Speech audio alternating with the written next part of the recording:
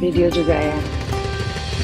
Aroma melihat sasu rindu, rindu mati ke gunung-gunung, ke lembah-lembah, ke Papua.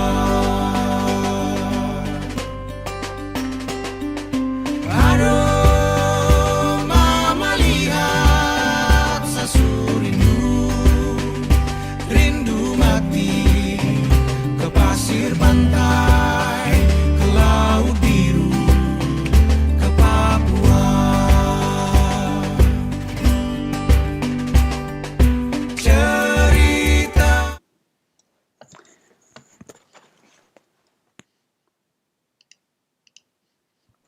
Okay, welcome everyone to this special event we are holding today. Here with us, we have already all the speakers, and we are going to have a lovely talk about we'll talk about Papua, and this is going to be part one of talk series in regards to Papua. In the first occasion, in this first event, we will talk especially about the people welfare. Will special autonomy status deliver?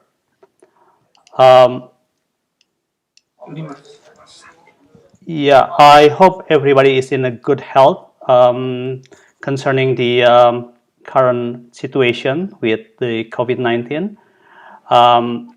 But I wish everybody will have a good time enjoying this special event as well.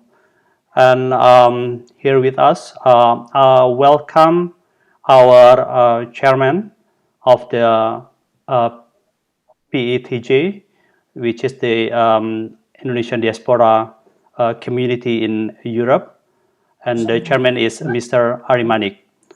Mr. Manik, please, time and place is yours. You can start your opening speech. Thank you. Thank you very much, Mr. Sunday. I'll start my opening speech. Let me share my screen for a while.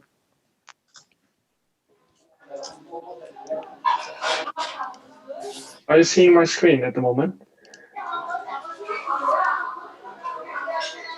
Hello? Yes, we can see. Okay. So, so welcome everyone. Thank you for First of all, I want to thank you to our distinguished speaker, Mr. Menufandu, so ex-major Jayapura, Mr. Michael, and Mr. Velix BAPPENAS, and Mr. Imron Cotan, Ambassador of Indonesia to Australia, 2003 to 2005. And also, I would like to thank you to all beloved audience as well to come to join and let's talk about Papua in this webinar. So, in this occasions, I would like to introduce myself. My name is Manik, Chairman of Perhimpunan Eropa, untuk Indonesia Maju, which is known as PETJ. So, a glance of PETJ, we are Indonesian peoples living in Europe, 1,000 kilometers from our motherland, who have the same hope and purpose to make Indonesia better. And because of this spirit, on February 2nd this year, PETJ has been formed in Budapest, Hungary, to be a platform and to accommodate experts and people who have concern to help Indonesia in any aspect. So now our concern is about Papua. So let's talk about Papua.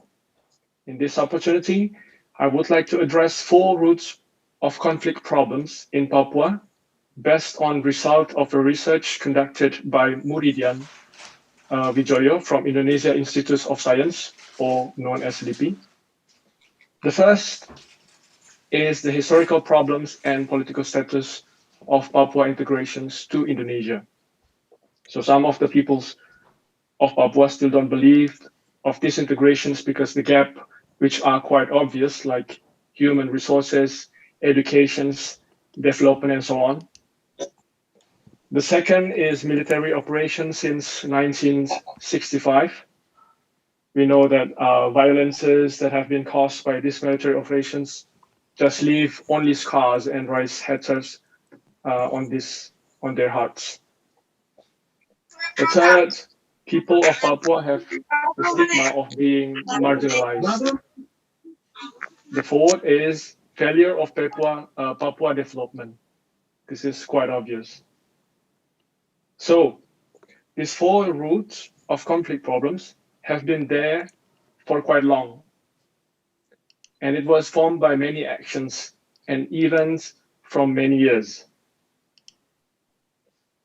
So these problems might be difficult to be solved, but it doesn't mean impossible. So the current government has started a different approach to embrace Papua and develop them more. So President Joko Widodo has, for example, visited Papua for 13 times since he was elected as President of Indonesia. And he also successfully applies equality of fuel price, including in Papua. So there are so many things we need to show off at the moment, and we would like to shout out really loud that there is something good happening in Papua. We know that there are so many news which is fooling around in the internet and giving some false information, or maybe it's not balanced what's happening in Indonesia and what is currently happening on the internet. So what is happening here on this webinar, we would like to sound every good things that we see or we would like to share in this webinar. So in the end of my speech, I would like to play a short video that I take from Twitter, one of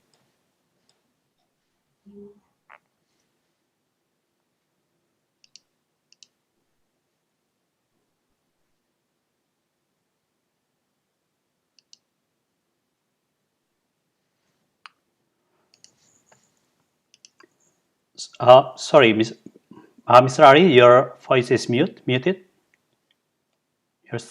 Can you please unmute yourself?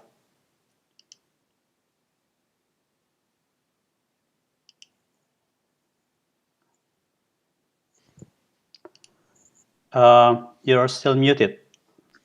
Yeah. How about now? Yeah. It's better. Is it okay now? Yeah. Okay, so I just end my opening speech. Thank you very much, and I would like to show you the movie, which is I take from the Twitters of our staff, President staff, Lenis Kagoya.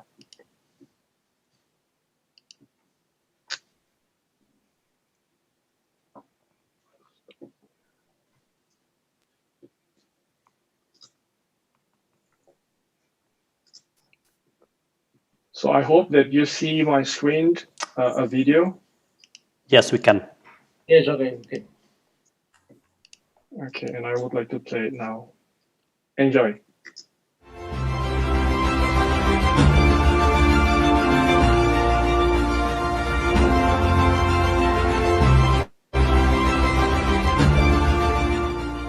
Sekarang ada jembatan udara, harga barang semua tuh, itu masyarakat sangat senang sekali.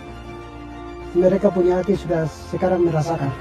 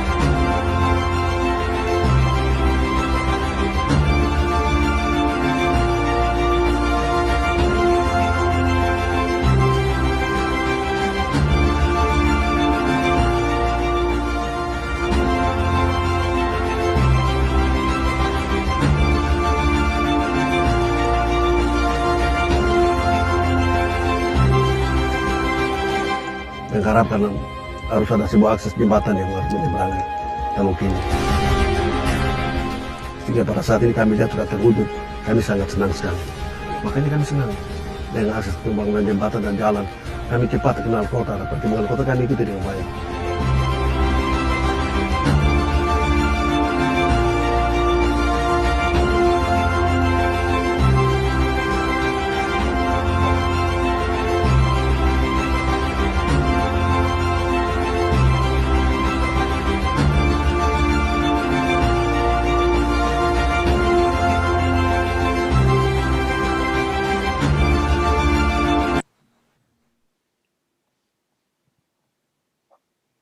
Yes. So yeah, that's all I have. Unfortunately, the video is not well cut, so I'm sorry for that. So I'm trying to find the full videos, but it's somehow it's not possible to find it in the internet. But I hope that this video wrap up my my opening speech and well delivered about what's currently happening in Papua. So thank you very much once again, and I'll give it back to Mr. Sandi. Okay. All right. Thank you very much, Mr. Ari, for the opening speech. And I would like to welcome everyone else who has joined us in this event today. Without further ado, I'm going to give the opportunity to Mrs. Enggi Holt, who is going to become our moderator for the discussion today. Mrs. Enggi Holt, please take over. Thank you. Thank you, Pak Sandi. Hello, everyone. Good evening, good afternoon, and good morning. My name is Enggi Holt. I'm your moderator for today's discussion. Before we start, I would like to do some housekeeping first. Please mute during the duration of the discussion. Each panelist will be allocated 15 minutes for their presentation. Sessions of Q&A will be available after the last presentation from the panelists and questions from the moderator. At any time, you can type your questions or comments in the chat room. Please click the raise hand or the thumb button, whichever is applicable for you, if you would like to deliver your questions verbally. Once you have been given the opportunity, your line will be unmuted. Please make your questions as short and as direct as possible. Due to the time constraint, there will be some questions that may not be accommodated, but we will try our best to have this discussion as lively and as informative as possible. In case of poor connection during presentation, a 2-minute wait will be allocated. However, if the presentation needed more time to reconnect, discussion will be moved to the next panelist. Indonesia is the largest archipelago and the 4th populous country in the world. The recent government has put more emphasis on developing the most outer part of Indonesia. This includes Papua. For the last 6 years, we have witnessed accelerated development in Papua. However, for decades, there have been conflicts on the ground, such as social unrest, clashes between tribes, clashes between armed groups with the security forces, and some groups have even been calling to separate Papua from Indonesia. In light with the Black Lives Matter movement, a news coverage in UK captured a picture of man raising the Morning Star flag. As an Indonesian, we cannot help but feel disturbed and saddened. We are one nation, one big family, one country, Indonesia. We are known for our unity in diversity motto, Bhinneka Tunggal Ika. And yet, there are still movements wanting to divide us. The Indonesian diaspora also lived far away from the subject matter. We need to find out the facts and the real situation in Papua. And we believe through discussions such as this might help us better to understand the current development, political view, aspiration and sentiment of our nation brothers, the Papuan people. We're hoping our panelists will be able to shed some light on these matters. And without further ado, I would like to introduce to you our esteemed panelists for today's webinar. Our Mr. Imron Cotan, the former Indonesian ambassador for Australia in 2003 and 2005. Our second panelist is Mr. Velix Wanggai, Director of Underdeveloped Rural Areas of the Ministry of National Development Planning BAPPENAS, Secretary of the Papua Desk BAPPENAS. And lastly, Mr. Michael Menufandu, former Mayor of Jayapura. Welcome to our first webinar, and we would like to thank you for your time. The first presentation will be by Mr. Imron, followed by Mr. Velix, and lastly by Mr. Michael. Mr. Imron, would you please take the forum? Thank you very much for the introductory remarks. I really appreciate the fact that the organizing committee organized this webinar. I think we need to engage ourselves actively. And the question is, if I'm not mistaken, will the autonomy package being delivered by the central government deliver? And I think I am on the right side of the story. It will definitely deliver if and when all public officials, from governor to village heads, manage the special fund transparently and accountably. I am very happy. Yesterday, I met two noted religious leaders from Papua, and they mentioned loud and clear that if the fund is being managed transparently, accountably, reaching out to the people, they believe that the autonomy package being offered by the central government will certainly deliver. Otherwise, l'histoire se répète.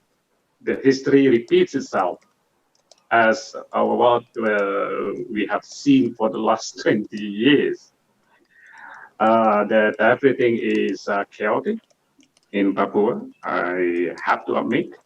And I have visited Papua on a number of occasions. I saw it unfolding. It is regrettable. That is why I think for the future, we need really to focus on how to deliver the special fund and to the the grassroots people, and then stop the elites of Papua to misuse this fund for purposes other than stated in the autonomy law of 2001. Actually, if we are honest enough, the special autonomy law regulates four main subjects. Number one is the formation of local political parties. Number two is the formation of an ad hoc human rights tribunal. Number three is the formations of the Truth and Reconciliation Committee. And the fourth one is about the special fund. But currently, we are being entangled in a discussion on only about the fund, but actually the regulations or the law that I have referred to also mandates the formations of three main branches of institutions in Papua, but nobody cares. They are disputing about the fund. They are using the fund for purposes other than stipulated in the Special Autonomy law. Now, I think the moderator touched upon a very sensitive issue on the history of Papua. Let me explain loud and clear that there is no historical documentation backing up the claims of some that Papua had been a separate political entity apart from Indonesia since day one. None whatsoever. That is why on a number of occasions, I suggested to all those who advocate the freedom of Papua from Indonesia to go and consult the Dutch archives in the Netherlands to try to find out whether or not there is or there are any documentations, historical or otherwise, backing up their claims. If, for example, those documentations were at hand, I think Benny Wenda would go and, meet nations claiming these are the documentations backing up my claims. Until now, there is nothing being done by him because there is no documentation whatsoever. So they are basically fighting for their self-interest objective in order to probably live comfortably in London or otherwise or everywhere, traveling first class, just to sell this issue to the international community. And unfortunately, the youngsters like us, like you, whether it is outside or inside Indonesia, are being manipulated. That's the fact. I followed the issue of Papua since 2002 when I was appointed as Indonesian ambassador to Australia. And the parliament, the ministers, even the prime minister summoned me just to make sure what is going on in Papua and Aceh for that matter during my days in Australia. So I know for a fact that each and every development in Papua, I have been following it for many, many years now. Now, let me also touch upon a very well-established international law saying that boundaries of a newly independent states conform to its pre-colonial ones. In Indonesia's case, is from Sabang to Merauke. I don't know how to pronounce it because it is in Latin. It sounds like Uti Occidentis Juris, but basically this international law dictates that the borders of a newly independent country conforms to its pre-colonial one. And in our case, it's from Sabang to Merauke. But indeed, there was an incident during which, back in 1991, during which a local song was sung and an ethnic flag was raised by the local, which is now being interpreted by Benny, Wenda, and the gang as an independent, as a declarations of independence of Papua. They tried to portray to the international community that actually Papua was once a separate political entity from the rest of us. But actually, as I mentioned, there is no single legal document backing up their claims. So, as I mentioned, that I've met yesterday with two noted religious leaders from Papua. They said, actually, it is our common mistake, our common sin, because as far as the distribution of the special fund, there is no strong, stringent verification process being conducted either at provincial level as well as at national level. That is why they demanded that the central government should conduct a thorough investigation and verification as how the way how the local government as well as public officials in Papua distributed the special fund, and if and when the government or the central government finds that there is a violation of the existing laws and regulations, they should they should they should be held accountable. And according to them, almost all bupatis, almost all wali kotas, almost all governors should be held accountable, because according to them, and I completely agree with them, that the fund have been used by them for purposes other than objectives being stipulated by our laws and regulations, which are, number one, is to fund the education sector, health sector, infrastructure sector, as well as local economy sector.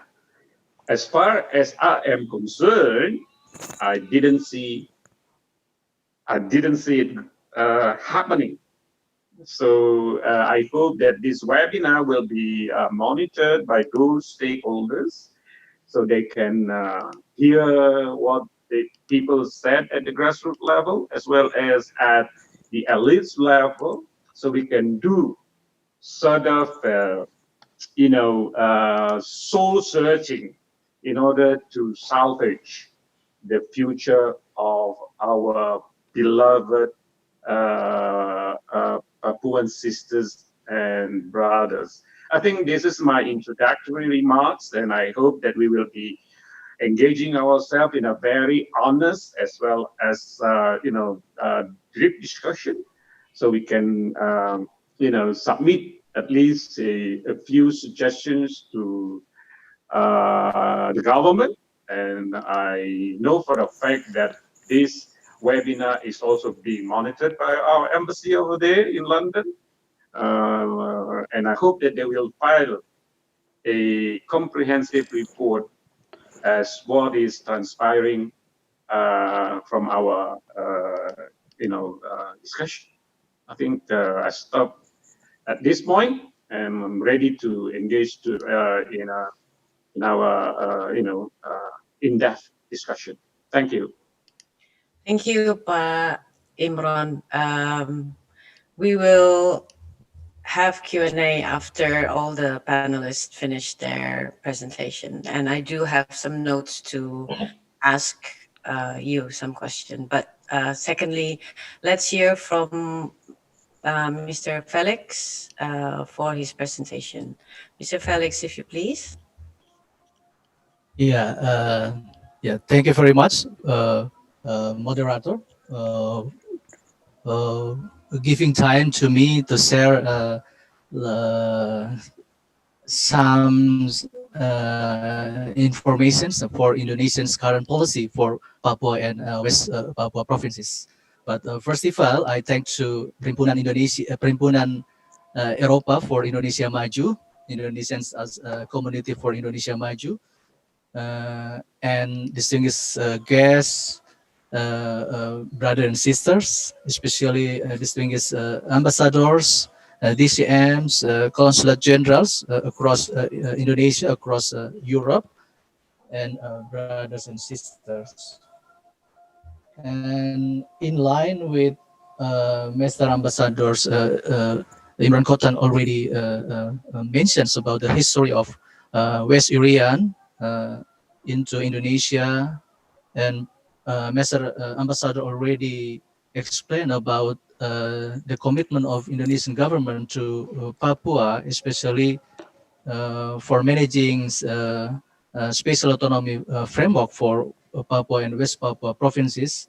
I just add some point from from BAPPENAS, the Ministry of Development Planning Board, that has a special task to manage Des Papua in line with presidential instructions number 9 2017 on acceleration for development for Papua and West Papua province.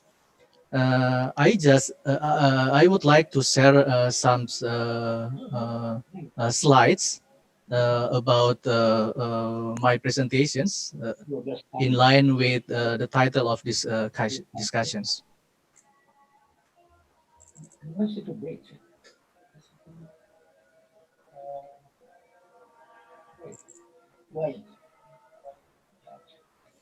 Actually, I think this is important for us. I just remind for brothers and sisters, this is how we understand Papua and West Papua provinces, in line with Mr. Ambassador's Imron Cotan already said about the high commitment of Indonesian government to accelerate development in Papua today's and in the futures, especially for the next 5 years.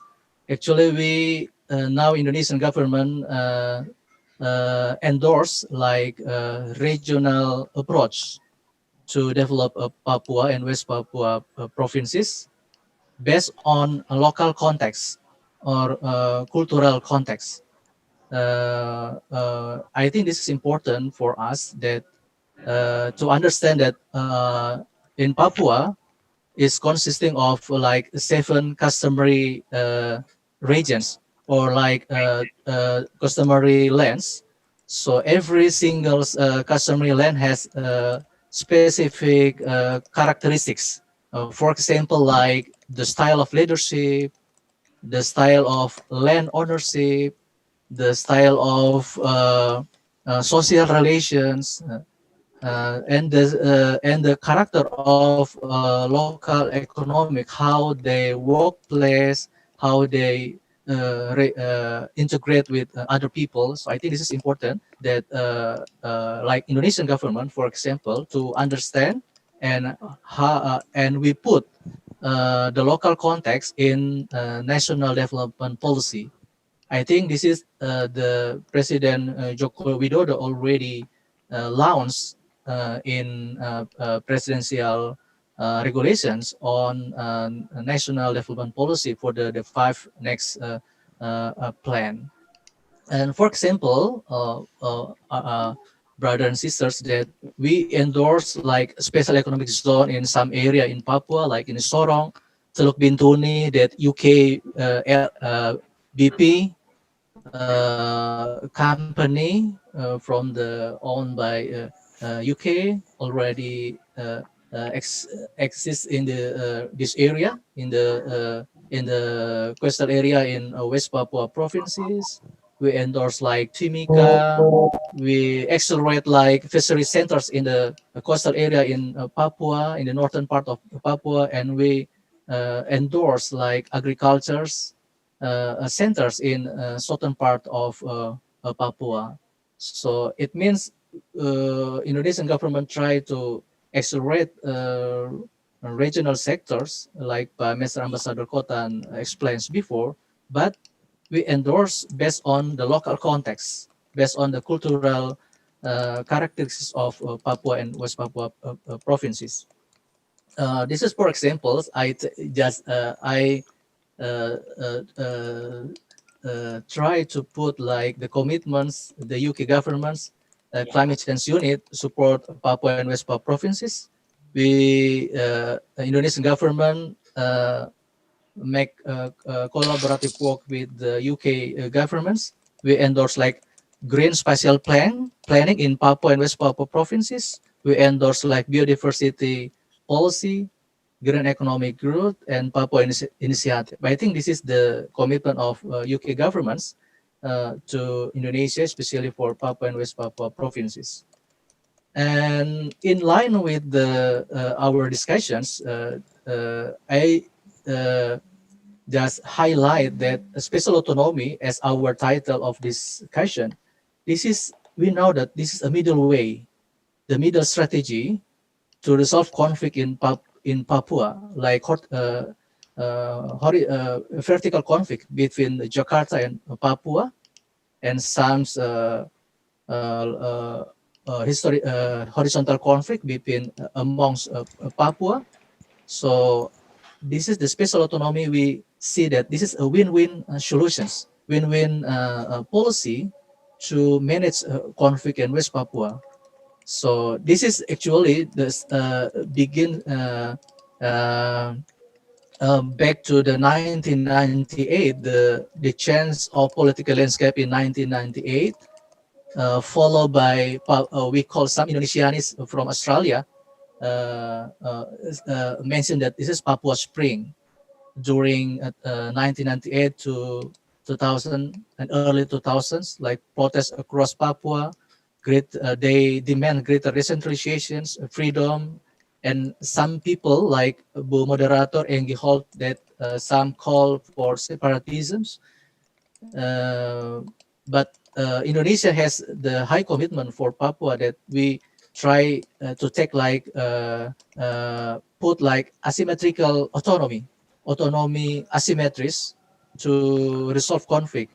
I think this is based on some experience in other countries that to manage conflict by giving great autonomy, giving special autonomy fund. Like today, Indonesian government gives special autonomy fund based on a special autonomy framework. We give establish like Papuan Cultural Assembly.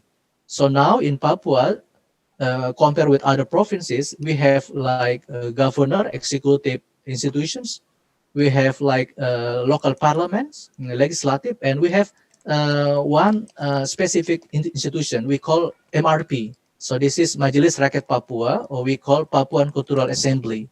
It's consisting of a woman's representative, tribal community representative, and from religious leaders representative. And the last point, we empower Papuan people. This is the special autonomy framework. And I think for the early introduction, that I think this is we have to. I just give context, policy, and challenge as our title. People welfare will special autonomy status deliver. So I think we have to understand about the context. This is today, and for foreign countries recognize Papua special autonomy under Indonesian unitary systems. And we understand that Papua, located in Pacific Rim, Pacific Ocean, that it means the geostrategic, geoeconomic, and geopolitics is very interesting for the many major player in the Pacific, especially I think Mr. Ambassador will, Cotan will tell about the tension between China or Tiongkok in and United States in the Pacific, the influence of recognitions, for example. And based on special autonomy, the special autonomy give opportunity for the Papuan regional government to establish, to make international cooperation, partnership, especially for the soft cooperation, investment, trading, education, tourism, and sport. And many countries support development partners to endorse, to accelerate Papua, like climate change, environment, governance. But we realize that Moderator Enggi Holt, that some people criticized for political context like human rights issues. And how about the policy? Now, I think actually since 2000, early 2000s, Indonesian government deliver affirmative policy like special treatments for Papua and West Papua province. I think this is the last 20 years. I just explained about this is the map of how Indonesian government manage affirmative policy. Brother and sisters can see how the dynamics of favorite policy undertaken by the governments since 2001, and Indonesian delivered some presidential instruction on acceleration for development in Papua and West Papua province.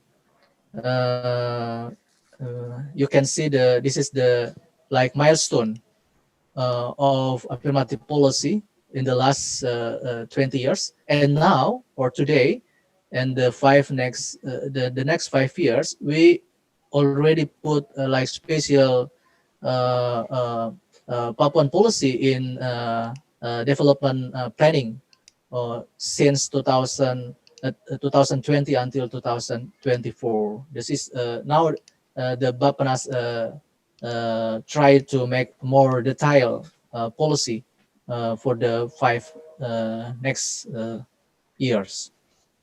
And I think this is special budget allocations. We give special budget allocations like Mr. Ambassadors Cotan already explained before. This is I just give some explanation. Like you can see the increase of allocation budget in the last 20 years. This is special budget, and this is for in the right place. This is the like infrastructure budget in the context of special autonomy already increased, and some people said how the progress. So this is how we read the progress of Papua, like the increase of Human Development Index. We realize that the Human Development Index in Papua today in the last position of across Indonesia, but we realize that it's already increased significantly actually in the last 5 years. Even that Human Papuan Development Index is ranked in the last rank of across Indonesia, but it's so that significantly increase. Poverty rate decrease, and unemployment rate decrease as well. And this is some for brief explanation that this is like we call breakthrough of President Joko Widodo policy to Papua. For example, just brief explanation, like Papua as a part of Indonesia-centric regional approach undertaken by Master Presidents. We endorse a cultural approach by taking a cultural customary lens, and we like Manik already saw us that the big venue of the sport. So now the president gave opportunity for Papua to be host of national sport games in the next year, and we like for example we develop one price full package like kebijakan satu harga, so they can increase the like kemahalan index for the price of Papua especially in the border area and the highland area. And how about in the futures? Because in the title ask about will special autonomy framework deliver, or how special autonomy work today in the futures. I think this is now today Mr. President is preparing the new framework for president policy for Papua, like we call presidential instructions. BAPPENAS and some ministries and our prominent leaders, for example, Mr. Ambassadors Cotan, Ambassadors Michael Menufandu, we discuss with our leaders, and we now formulate just like the 5 points, important points: economic transformations based on local context. We endorse integrated human capital development for Papua, regional infrastructure and connectivity, environments, climate change, and the governance, human security, and human rights. This is the 5 the key points. Now, Mr. President said, and Mr. President said that to endorse all ministries, you have to deal with Papua with the new patterns, not all patterns. You have to deliver new patterns, new design to deliver development in Papua. So now, and today, especially for our office, BAPPENAS and other ministries, we are looking for the new style of governing Papua, new design with the new spirit. Actually, it's not easy. I realize it's not easy, but we have to do to make special autonomy work in Papua. I think this is I stop in my introductions points, so we can discuss later. Thank you, Bu Moderator, Bu Enggi Holt. Yeah. Thank you, Felix, for your explanation. Now we move to our last panelist, Mr. Michael Menufandu, former governor of Papua. Please, sir. Oh, Mayor. Mayor, sorry. Okay. Good day, and everybody who's attending this webinar. Nice to hear you, and nice to join with us in this issue. Ambassador Cotan and Dr. Velix and the other persons, I would like to share with what we just delivered to the webinar. And I try to different approach based on what just Dr. Velix explained to us is because I think that what Dr. Velix already explained is very clean, and I think it's not so difficult for everybody to know this. Even Ambassador Cotan, this I tried to deliver it in three sides. First, maybe the problem in Papua is geographic constraint. You know that Papua, West Papua, is 3.5 times as Java, and 12 times as Netherlands. It means that the geography of Papua is very different, very large, and also it's difficult for us. Señor Gabes, ¿cómo está? Bien.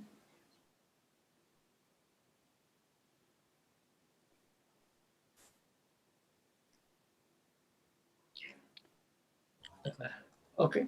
Please continue, Mr. Continue. Yes. I think that it's better is I apologize for to continue with English.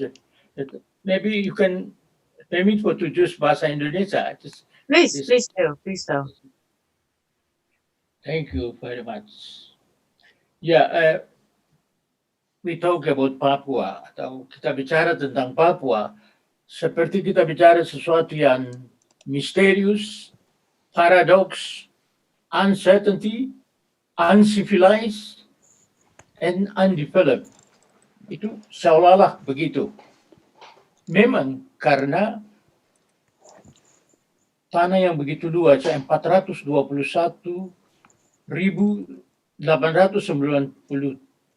kilometer persegi dengan gunung-gunung yang tinggi, lembah-lembah yang dalam, hutan-hutan belantara yang luas, rawa-rawa yang luar biasa, itu menjadi constraint dalam penyelenggaraan pemerintahan dan pelaksanaan pembangunan. Sebagaimana pemerintah mempunyai kebijakan-kebijakan yang baik, program-program yang terfokus, tetapi constraint geografis itu menjadi persoalan. Persoalan kedua, bahwa penduduk Papua yang sedikit itu terpencil, tersebar di gunung-gunung, di lembah-lembah, di sungai-sungai, di pesisir pantai, di pulau-pulau, di rawa-rawa, dan sebagainya. Nah, setelah integrasi, setelah New York Agreement dilaksanakan, penyerahan kekuasaan pada tanggal 1 Mei tahun 63 sampai tahun 69 atau 70, memang Papua mencoba untuk menyesuaikan diri dari masyarakat Papua yang dijajah oleh Belanda masuk untuk menjadi warga negara Indonesia. Itu memerlukan penyesuaian dan proses yang berlika-liku yang luar biasa. Dalam penyesuaian itu terjadi peristiwa-peristiwa yang penting dan besar. Secara nasional, peristiwa 30 September tahun 65, di mana kekuasaan itu tidak bisa terkendali dan itu ikut mempengaruhi pemerintahan di Papua. Kemudian pada tahun 69 dilaksanakannya PPRA. Jadi memang ada proses penyesuaian dan kesulitan komunikasi, kesulitan yang luar biasa. Namun dengan pelaksanaan PPRA itu, maka rakyat 1025 rakyat itu atas nama rakyat Papua menyatakan menjadi bagian integral, memilih menjadi bersatu dengan Indonesia. Maka pada tahun 69, bulan Agustus, Presiden Soeharto datang ke Papua dan mengumumkan 3 hal. Secara resmi menyatakan Papua secara de jure maupun de facto adalah bagian integral dari Indonesia. Kedua, memberikan Undang-Undang nomor 12 tahun 69 sebagai Undang-Undang Otonomi Daerah Irian Barat yang pertama. Dan yang ketiga itu membebaskan seluruh tahanan-tahanan politik di seluruh tanah Papua dan yang ditahan di kota-kota maupun di Jawa, di Jakarta, Bandung, Semarang, dan Surabaya. Itu menunjukkan bahwa ada kemauan politik, ada kesungguhan dari pemerintah kita di bawah kepemimpinan Pak Harto untuk mulai mencoba mengindonesiakan orang-orang Papua dalam kurun waktu itu. Dalam pembangunan itu, pemerintah mempunyai kebijakan-kebijakan yang baik, di mana membangun Papua dengan instruksi-instruksi presiden, impres kesehatan, impres pendidikan, impres pertanian, impres jalan, dan impres pembangunan pemukiman-pemukiman. Di seluruh tanah Papua, yang luasnya 421.000 km persegi itu. Kemudian, untuk mempercepat pertumbuhan ekonomi, maka juga diadakan program transmigrasi untuk daerah-daerah yang kosong, sehingga bisa menjadi pusat pertumbuhan ekonomi. Itu langkah-langkah yang diambil oleh Presiden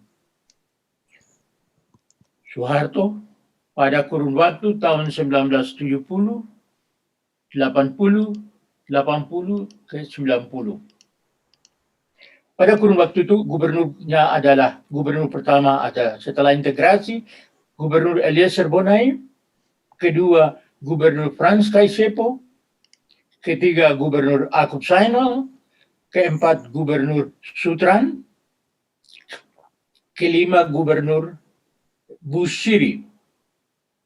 Jadi setiap gubernur itu ada periodenya. Nah, kemudian Gubernur Ishak Hindom dan Gubernur Barnabas Swebu pada periode pertama, dan 2 Gubernur Yakob Patipi, setelah itu Gubernur Freddy Numberi. Dalam kurun waktu 37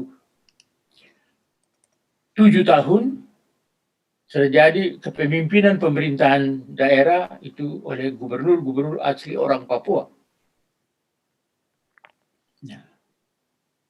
Dalam perkembangan itu banyak hal yang memang sebagaimana tadi dikatakan oleh Ari Manik mengenai mengapa terjadi banyak persoalan. Ada 5 poin yang tadi dikemukakan Pak Ari. Dan di dalam makalah saya justru memberikan latar belakang. Ada kemajuan yang dilaksanakan oleh pemerintahan zamannya Presiden Pak Soeharto, tetapi karena ada kekerasan akibat militeristis yang sangat besar pengaruhnya pada waktu itu, kemudian terjadi apa yang disebut keterbelakangan karena isolasi yang tadi Dr. Velix sudah menjelaskan itu bagaimana ke depan itu masalah-masalah yang dia terjadi. Juga terjadi ketidakadilan di dalam penyelenggaraan itu. Jadi ada kemiskinan, ada kesehatan yang buruk, ada kebodohan, ada keterbelakangan, keterasingan, dan ketertinggalan. Itu bukan karena dilakukan oleh pemerintah, tapi memang isolasi yang tadi itu menyebabkan kita sulit menjangkau masyarakat-masyarakat yang terpencil, terpencar, dan tersebar di wilayah yang begitu besar. Tapi pemerintah terus berusaha untuk bagaimana memperbaiki melalui berbagai macam program dan pembiayaan. Nah, setelah 37 tahun itu rupanya ada apa yang tadi dikatakan oleh Ari Malik itu menyebabkan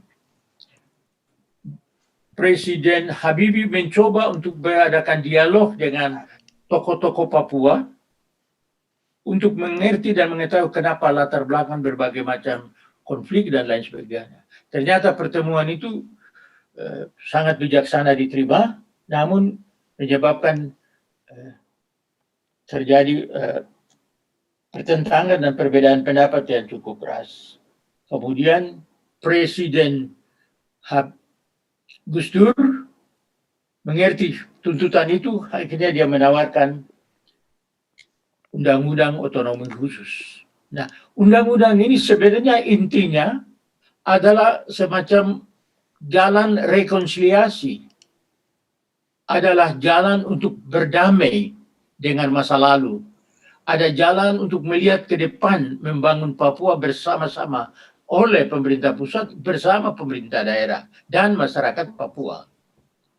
Nah, oleh karena itu, undang-undang yang ada itu,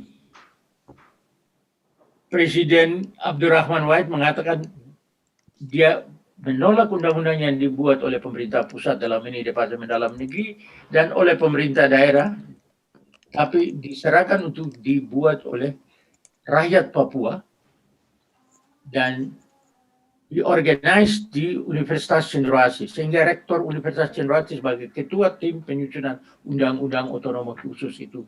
Sebelumnya mereka mencari berbagai macam aspirasi dalam masyarakat. Itulah isi undang-undang otonomi khusus nomor 21 tahun 2001 yang terdiri dari 79 pasal. Di situ seluruh aspirasi rakyat itu disampaikan. Dan itulah yang menghasilkan undang-undang dengan 79 pasal itu. Nah, di dalam undang-undang itu adalah undang-undang untuk rekonsiliasi, undang untuk berdamai dengan masa lalu dan melihat masa depan, sehingga di dalam jiwa dan semangat undang itu ada 4 value, yaitu karena keterbelakangan, karena ketertinggalan itu, maka pemerintah bersama pemerintah daerah harus meningkatkan rakyat Papua secara afirmasi. 4 nilai itu afirmasi, proteksi, partisipasi, dan empowering. Harus berpihak kepada masyarakat Papua yang tertinggal, terasing, terisolasi, bodoh, miskin, terkebelakang itu. Maka pemerintah pusat dan daerah harus berpihak untuk menolong mereka, mengangkat derajat mereka, memperbaiki cara hidup mereka, memperbaiki kesehatan mereka, meningkatkan pendidikan mereka. Itu afirmasi yang pertama. Kedua, harus ada pilihan antara dua. Memilih orang Papua sebagai bagian integral dari Indonesia dan menunjuk orang Papua sebagai warga negara Indonesia, dan harus mendorong mereka sehingga harus ada tindakan-tindakan keberpihakan. Inti dari undang-undang itu. Kedua, proteksi. Pemerintah pusat dan pemerintah Papua harus melindungi, menolong, menyelamatkan rakyat-rakyat yang adalah orang Papua tapi warga negara Indonesia. Mereka bukan musuh, mereka bukan lawan sehingga dikejar-kejar di hutan-hutan, di lembah-lembah, di sungai-sungai seperti pemberontak, seperti musuh. Mereka adalah orang yang belum civilized dengan baik, belum mempunyai pendidikan yang teratur. Oleh karena itu mereka harus ditolong, dilindungi, proteksi. Itu proteksi untuk kesehatannya, proteksi untuk pendidikannya, proteksi untuk perkembangannya. Itu pesan-pesan undang. Ketiga, orang Papua yang sudah develop, sudah maju, sudah itu harus ikut berperan, harus ikut mengambil bagian dalam berbagai macam kemajuan bangsa dan sebagainya. Contoh yang sederhana sekali saya bilang, itu kemajuan di Papua setelah Undang-Undang Otsus ini. Dulu cuma satu pesawat itu terbang satu kali, setelah itu tidak. Tapi setelah otonomi khusus, kemajuan yang luar biasa itu, pesawat-pesawat dari Garuda satu hari 4 kali, Lion 2 kali, Batik, Sriwijaya. Tetapi ini contoh kecil saja. Kalau naik di pesawat itu tidak pernah ketemu ada perempuan Papua menjadi pramugari. Hampir 60 tahun kita integrasi dengan Indonesia. Itu harus dilihat. Supaya mereka berpartisipasi, berperan. Dia punya harga diri. Atau lain sebagainya. Itu yang kecil-kecil saja. Atau mereka bisa menggunakan jasa perbankan untuk mereka punya usaha kecil, menengah itu. Tapi selalu mendapat kesulitan. Padahal mereka mau berpartisipasi. Banyak hal kecil-kecil. Itu yang membuat ada. Kemudian, mengapa? Karena kemajuan-kemajuan yang kita sudah bangun itu ternyata menciptakan apa yang disebut dengan social incontemptis, kecemburuan sosial antara orang asli Papua dengan saudara-saudaranya yang dari luar yang datang memang karena pengalaman sehingga dia punya kelebihan sehingga dia cepat sekali bergerak. Orang Papua ini harus mulai dari nol. Dia bukan mulai dari 10, dia mulai dari nol. Karena itu terjadi apa yang disebut social incontemptis, kecemburuan sosial. Karena yang satu lebih maju, yang lain ini akhirnya terjadi gesekan-gesekan. Kedua, kemajuan itu juga menyebabkan apa yang disebut economic injustice, ketidakadilan ekonomi. Ketidakadilan ekonomi itu juga disebabkan oleh karena harga yang mahal, kemampuan untuk daya beli kurang, dan sebagainya. Karena harga tadi juga Dr. Velix sudah menjelaskan masalah yang ya, kemajuan itu menyebabkan apa yang disebut cultural show. Ada benturan budaya antara yang datang dan yang ada di situ karena kemajuan yang terbangun. Dan keempat itu juga adanya superior kompleks. Saudara-saudara yang datang dari luar merasa lebih hebat, lebih pandai, dan menganggap yang di situ tuh rendah. Dan ini dirasakan oleh masyarakat. Itulah yang membuat apa yang tadi dikatakan. Oh, sepertinya ada perlawanan dan kekerasan karena masalah yang tadi. Itu yang efek dari kemajuan yang kita bangun. Dan kita harus akui. Saya juga punya pengalaman sebagai pejabat. Saya mulai dari camat sampai ke duta besar, deputi menteri dan sebagainya. Tapi memang ada hal yang memang sedikit perlu diperhatikan itu, 4 yang tadi itu. Pemerintah pusat bersama-sama dengan pemerintah daerah harus berpikir untuk bagaimana social consumption ini diatasi. Bagaimana economic injustice ini dilihat dan diatasi. Bagaimana supaya cultural shock ini dikenalikan dengan baik dan kemudian superior kompleks ini harus diatasi. Tadi Dr. Velix sudah menjelaskan bahwa banyak hal yang akan kita lakukan, sudah kita lakukan, sedang kita laksanakan, dan ke depan kita akan membangun kemajuan di Papua. Tapi persoalannya adalah the man behind the gun. The singer, not the song. Itu yang harus menjadi pemikiran bagi kita. So, kalau tidak, 4 hal yang selalu dihadapi dalam masyarakat itu ada social incompetence, economic injustice, dan cultural shock dan sebagainya. Tadi juga Dr. Velix sudah menjelaskan apa yang akan dibangun dengan pendekatan orang, dengan pendekatan adat, dan dengan pendekatan-pendekatan lain. Karena memang kita harus jujur bahwa mengapa saya selalu mengatakan undang-undang otonomi khusus itu adalah rekonsiliasi dan juga adalah undang-undang untuk perdamaian dan undang-undang untuk menata masa depan. Nah, persoalannya adalah orang mengerti undang-undang itu bagaimana dan menerjemahkan itu lebih bagus. Tadi Dr. Velix sudah menjelaskan itu bagus sekali program-program yang akan dilakukan itu. Nah, itu yang memang harus kita perhatikan ke depan. Kalau tidak apa yang dikatakan oleh Ari dalam sambutannya itu memang sedang terjadi. Sedang terjadi. Persoalannya adalah generasi yang melawan, generasi yang menentang sekarang itu adalah generasi yang lahir, besar, dididik di zamannya Indonesia. Tetapi kenapa mereka mesti against pemerintah?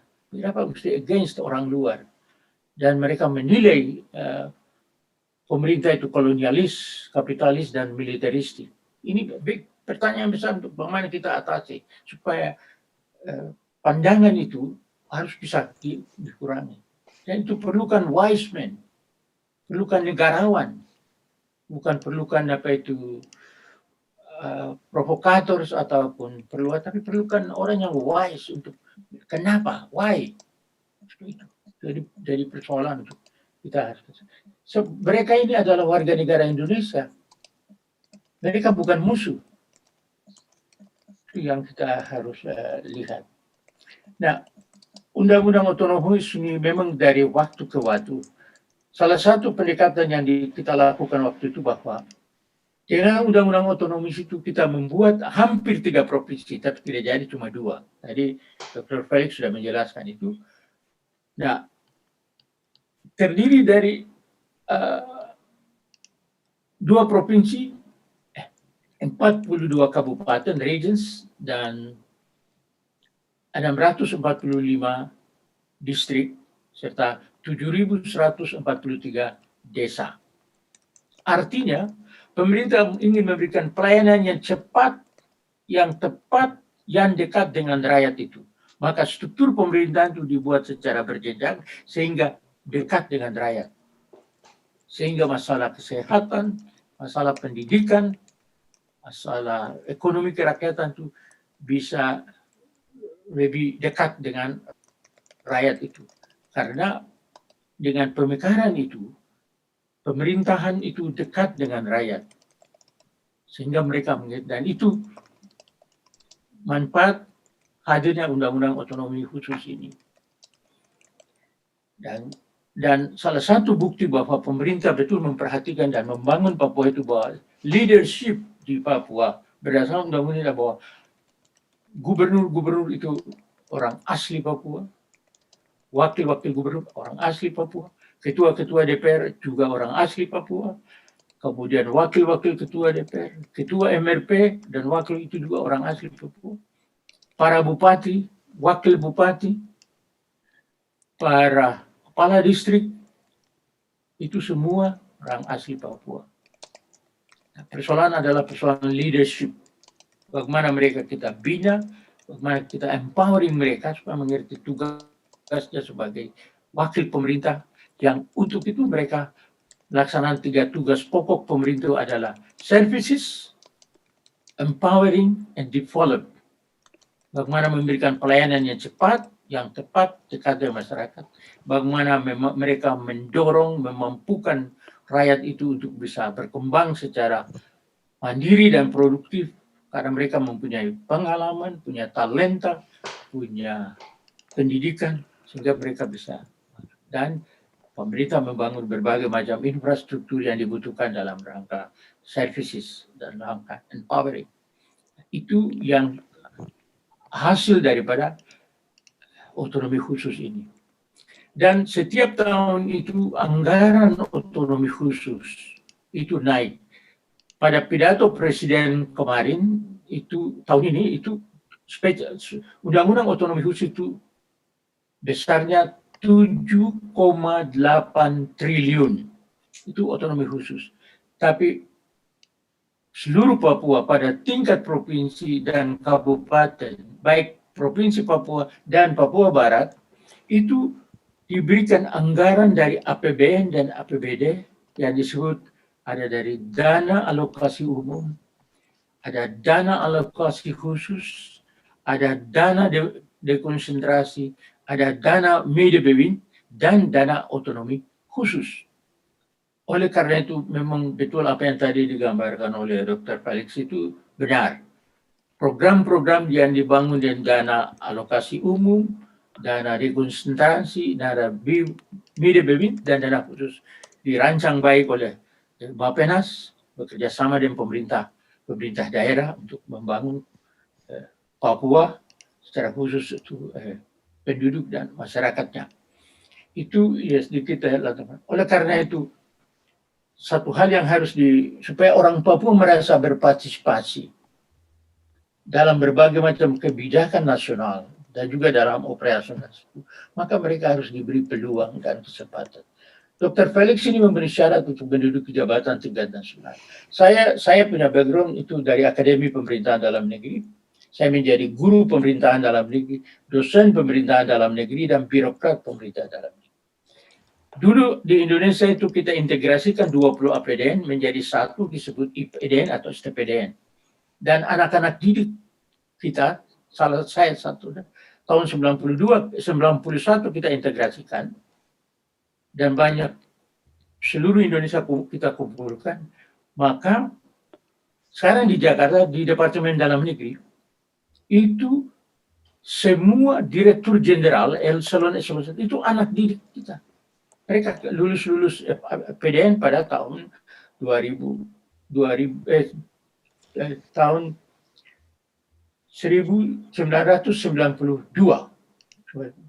Nah, sekarang mereka sudah menjadi dirjen eselon 1 dengan titel. Padahal di Papua banyak yang lulusan universitas yang banyak, pangkatnya tinggi. Dari golongan 4A, 4B, 4C, 4D, malah ada 4E. Tapi mereka terkungkung di Papua, akhirnya mereka akan gabung dengan kelompok yang tidak, dengan kelompok yang memang melawan, akhirnya menjadi frustasi dan bisa menjadi tidak produktif. Oleh karena ini hal juga harus diperhatikan. Sekarang ada kebijakan pemerintah untuk mengangkat banyak generasi baru di berbagai macam departemen. Sekarang di Jakarta itu ada 300 lulusan universitas yang kita tempatkan di beberapa departemen, terus banyak juga di Departemen Luar Negeri, Pak Ambassador Cotan tahu itu sekarang di Deplu ada beberapa diplomat anak-anak muda. Dan juga dengan dana City, Gubernur Enembe ini satu gubernur yang memang punya pandangan ke depan untuk bagaimana membangun masyarakat Papua. Dia kirim ke berbagai universitas di seluruh dunia, di Amerika, di New Zealand, di Australia, even di Eropa. Banyak sekali untuk mahasiswa menjadi mahasiswa di berbagai macam universitas yang bergengsi di luar negeri. Itu salah satu. Kemudian dia mendukung beberapa universitas. Universitas Cenderawasih itu universitas tertua di Papua. Sejak integrasi tanggal 1 Mei, universitas itu didirikan. Universitas Papua dan Universitas Murasmen. Itu juga perhatikan. Dan seluruh kabupaten, 42 kabupaten di Papua itu hampir lebih dari setengah sudah memiliki rumah sakit tipe B atau tipe kelas-kelas dan semua puskesmas di mana-mana dilakukan oleh itu. Kemudian sedang diusahakan untuk pertanian rakyat. Jadi dia selain membangun infrastruktur bersama pemerintah pusat, tapi pendekatan kepada rakyat-rakyat kecil itu baik. Nah, seluruh pegunungan itu sebagian besar adalah anak-anak pegunungan yang menduduki. Ada 13 kabupaten di pegunungan tengah dan ada 6 di sebelah selatan. Dan itu semua anak asli, anak gunung semua. Mereka punya pendidikan akademis yang baik dan mereka mempunyai kepemimpinan yang baik yang ditempatkan untuk mencoba mengangkat masyarakat yang ada di gunung yang terisolasi, terkebelakang dan itu hasil daripada otonomi khusus. Demikian penjelasan saya, mudah-mudahan bisa. Thank you very much for everybody who's listened to my explanation. Thank you, Enggi. Ya, baik Pak Michael, terima kasih atas penjelasannya. For audiences who have trouble in understanding Bahasa Indonesia, I would like to make small remarks on Pak Michael's explanation. The trouble in Papua, in West Papua, is the geographical condition and the landscape condition that people are spread out and the topography of the land is quite difficult to have access of development. And also there's a lot of isolations due to the, like I said, the geography. And also for more in-depth analysis, maybe the host will give you a summary of what Michael is explaining. So now we come to the Q&A session. And I would like to ask Mr. Ambassador Imron Cotan, before we let the audience ask the panelists. Go ahead. Yes, my question is, the international coverage on West Papua are significantly gloom, a portrayal of abuse in human rights, police and armed force brutality, and the denial of self-determination. As a former ambassador to Australia, could you please explain to us your opinion on the legality of the Perhimpunan 1969? The reason of this question is that there's an insinuation that the basis of this documentation is illegal. And secondly, my question is, you mentioned that the United Kingdom supported or maybe Velix, supported the development in Papua, and yet, as we know that Benny Benda was given an accolade, I think, from Oxford.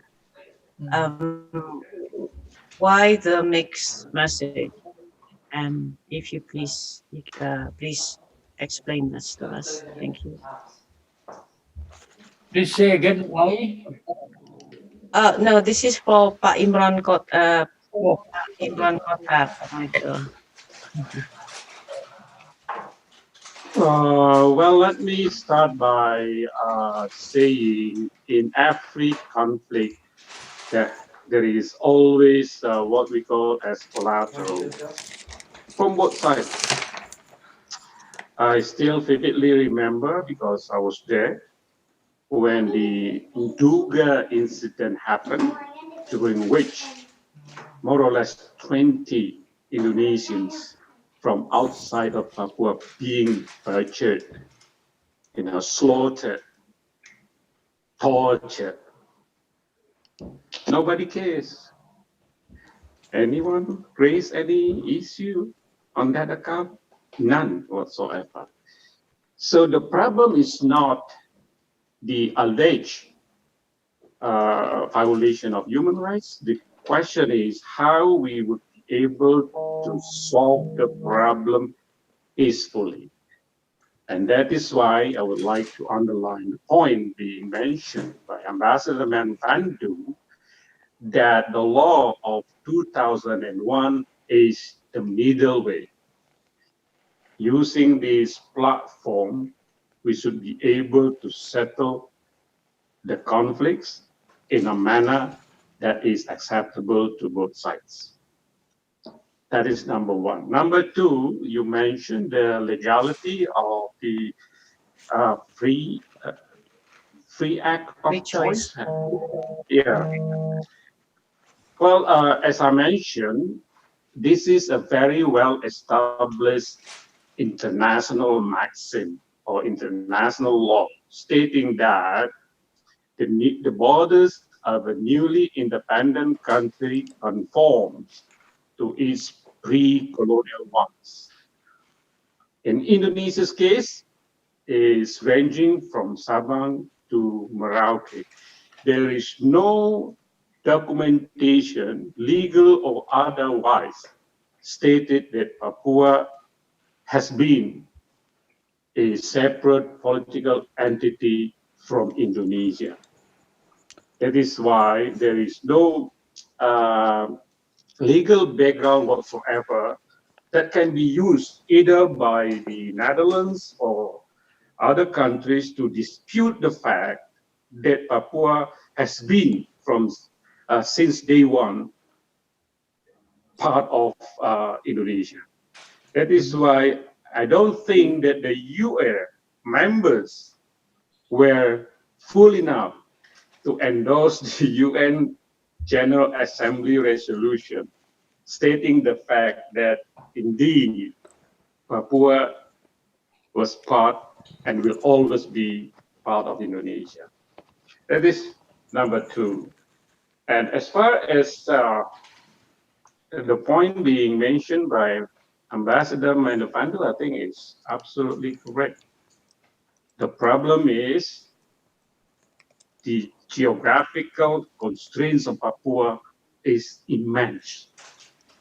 That is why the government is determined to develop the infrastructure in order to be able to interconnect the disconnected regions within Papua in order to be able to deliver the services to the grassroots people. I think that salient point we need to bear in mind when we talk about Papua. Also, I think Velix also mentioned a number of salient points, but I would like to underline the fact that I'm very glad that he mentioned that the government has determined to take affirmative policy, taking into account the interests of the Papuans. But with one small point, that is, we need to make sure that the special fund being delivered to those two provinces are really designed to serve the interests of people at the grassroots level. Otherwise, we will repeat the history again. And in historical perspective, 20 years is just like a blink of an eye. So Papua is a young province, a young region. Let us, start by basically helping them to understand being part of Indonesia is the best choice that they have in front of them. I am happily involved in East Timorese case. You just name every single leader of Timor-Leste is a friend of mine. I help them. And now, for many, many years, they don't even have a well-established and stabilized government. They are being cheated by a country next to us. I don't want to mention the name of this country. And should we go through that path again in Papua? By listening to Benny Wender's gang? By saying that the UK is supporting them? I don't think so. And currently, all governments across the globe are very busy confronting the pandemic. They don't think about Papua. Let's us Indonesians think about Papua and Papuan future. Otherwise, nobody will be in a position to help them, establish whatever they have in mind. All countries, all governments are now busy with this pandemic, COVID-19. Let us use this opportunity being provided for by this COVID-19 pandemic to develop Papua, and the rest of Indonesia, for example, because otherwise we will lose the momentum.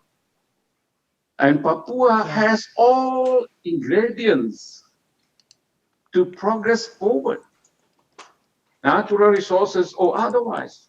The Papuans are very smart people. We got a lot of intellectuals from Papua. Why don't we simply encourage them or encourage the rest of Indonesia to help our sisters and brothers from Papua to excel into a future as bright as ours. Thank you. Thank you, Mr. Ambassador, for your explanation. And this is a question to Mr. Velix Wanggai. Okay. As we know, like you said earlier, that Papua is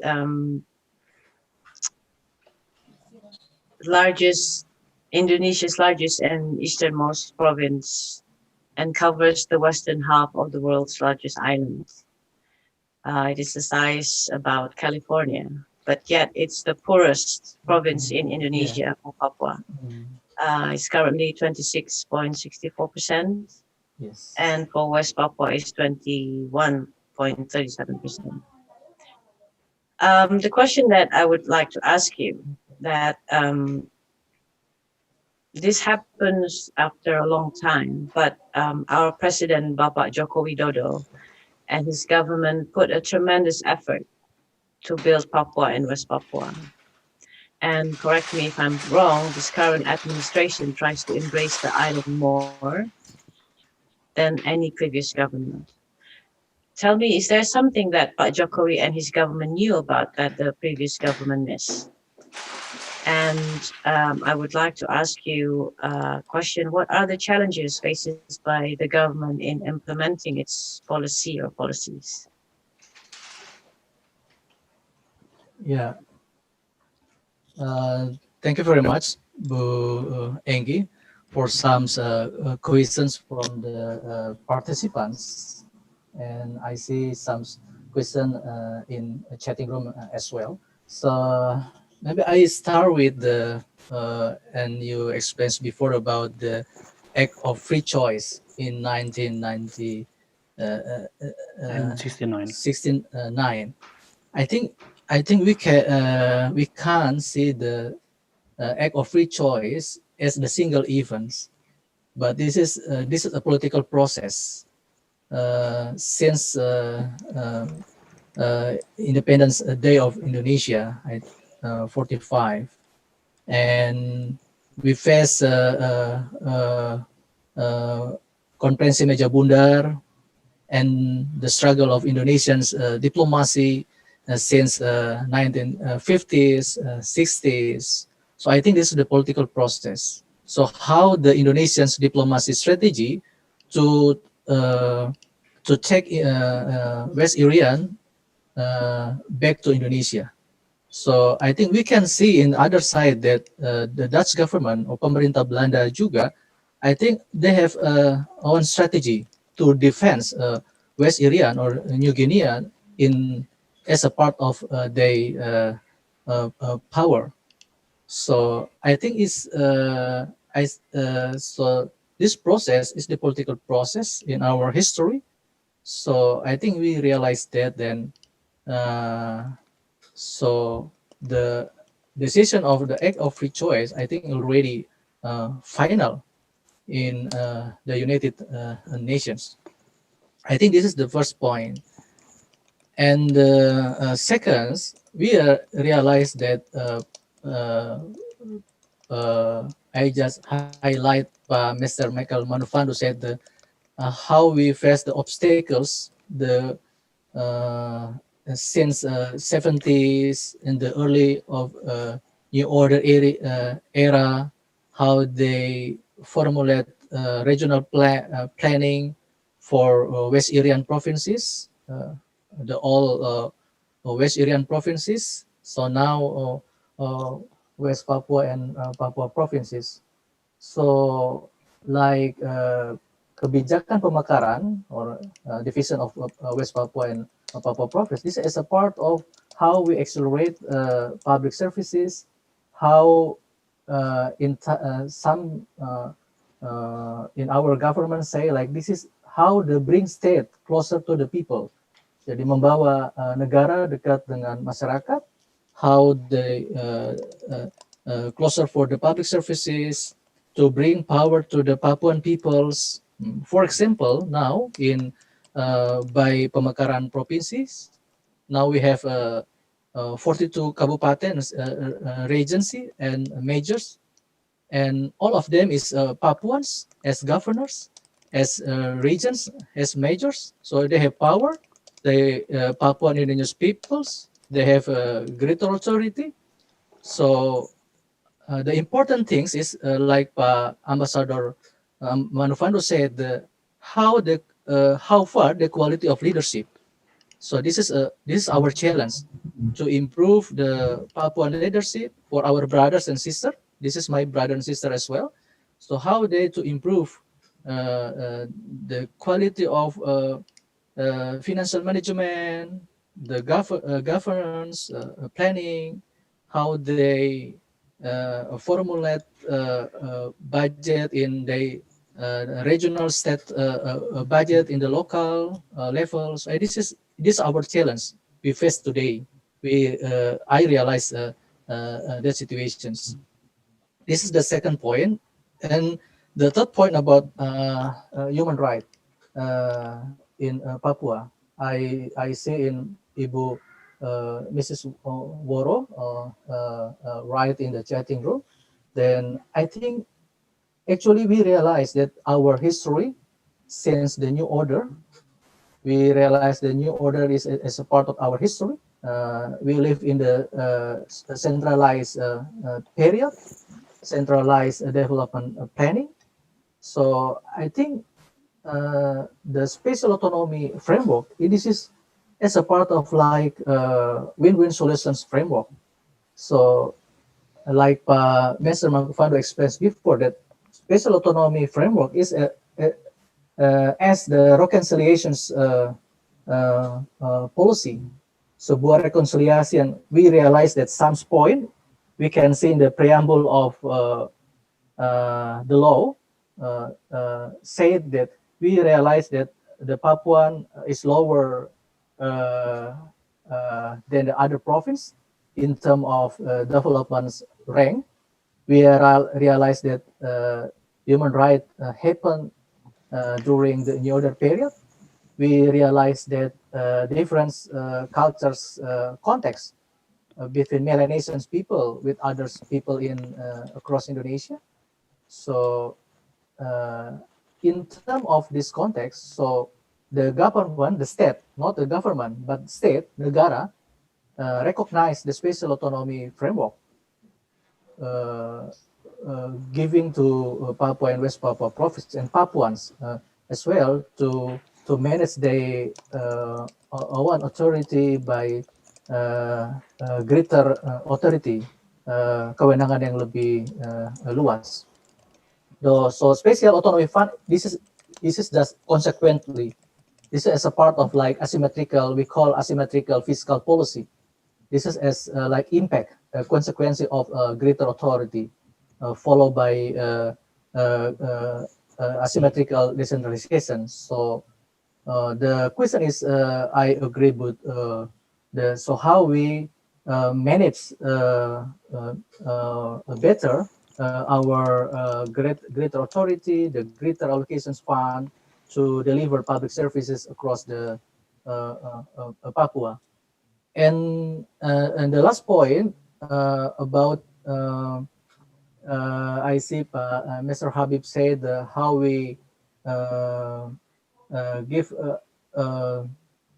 more attention to cultural approach. We agree that this is and in line with Bu Enggi said how the difference policy between President Jokowi compared with previous governments. I realized that in BAPPENAS, first thing we endorse or formulate cultural approach like sociological and anthropological background.